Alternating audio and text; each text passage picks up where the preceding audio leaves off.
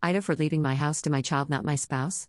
Hello all, long-time reader, first-time poster. I, 36F, and my husband, 37 meters, have one child, 1F. Shortly after our daughter was born, my mother passed away. I was devastated. We were living in a one-bedroom co-op apartment that she bought for me. We live in one of the most expensive cities in Canada. She did this so we would have an affordable place to live and be able to save. To safeguard the apartment in the event of a divorce, I did sign a promissory note that basically says I owe her the money for the apartment that would be called in if my husband were to ever make a claim on the apartment. Anyways, it's been a year and we have settled into the house, which is also my childhood home. It's no McMansion but is a lovely home in a good area, etc. We are incredibly lucky as this is not something we ever could have afforded on our own unless we won the lottery.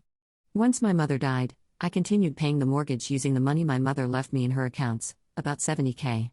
There was about $340,000 left owing between the mortgage and her line of credit. The apartment she bought me was sold to pay this all off. Now there is no mortgage whatsoever. My mother worked incredibly hard as a single parent to achieve what she did, and left a legacy that ensures our family's future and stability.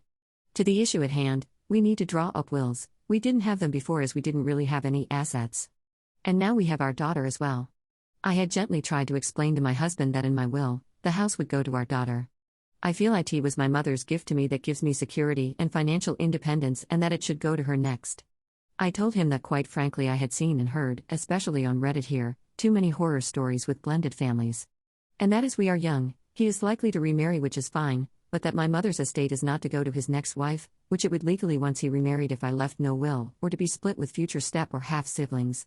The house is for our daughter once she is an adult, and that this is to safeguard that. He was pissed. His exact response was, "So I get nothing?" I said no, obviously various life insurance, pension benefits etc. would be his or split between him and our daughter. And I pointed out that if something happened to me or not, he would still be benefiting all this time and able to save money by living in a mortgage-free home. And if I died while our daughter was young, that gave him ample opportunity to save a ton of money to get someplace else.